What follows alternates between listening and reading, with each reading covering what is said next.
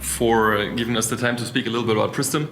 So we've heard a lot of the different points today on how to get, first of all, these solutions close to the patient population. So that's exactly the mission of Prism, is to bringing affordable radiology services close to the patient population. So the idea is that we as a company not only develop the technology, but exploit that technology actually in our own center. The goal is not to sell the technology just as traditional OEMs, but really make sure that in the end, the patient that comes through our centers will actually receive a diagnostic report by a board-certified radiologist. And we know, as we've talked today, that 60 to 70% of those patients who walk through the door will be women. So we will set up our first center in Johannesburg in the September 1st. And we talked a lot about affordability. So the entire mission of Prism was to see how we can make that final exam for the patient affordable. So in South Africa, as we know, there's 8.5 million people who are privately insured that that have very good coverage, that have excellent access to excellent healthcare. And then the population that we are currently focused on that is used to paying out of pocket, so they're employed, but are uninsured, and those are around 15 million in the country.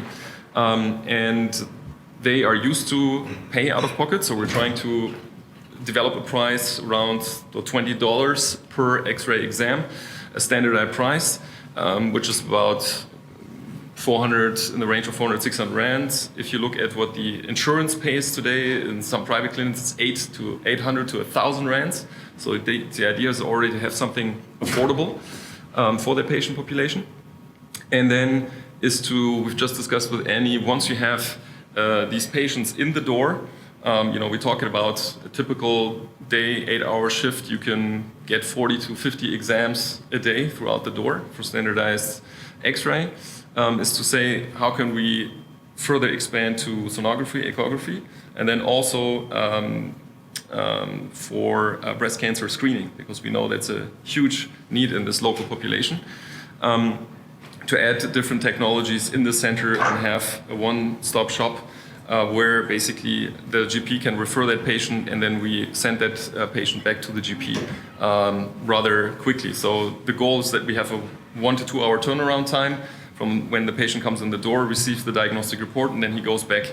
Then he can go back to the GP, because a lot of times people have to take off work. If they have to go to the local hospital, it takes them 2 or 3 days. Sometimes they only get an image, but not actually a diagnostic report. So we've really been thinking about this from the beginning to the end. How do we make this final exam affordable for the patient? And part of our local partners, they've been working in the healthcare industry. Also from the funders' point of view, we've already discussed how can we then work with insurances and say, look, if we partner with us after we have a certain scale, we can negotiate price or offer even cheaper diagnostic reports for that patient population, have special contracts negotiated with specific funders.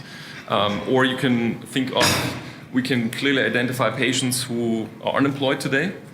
We can think of, if we have a global fund available for each exam that costs us today 400 rands, maybe 200 rands get co-financed by a specific fund. And then out of the pocket patient becomes cheaper, and it's very targeted to that specific exam, whether it might be sonograph or maybe a breast cancer screening exam.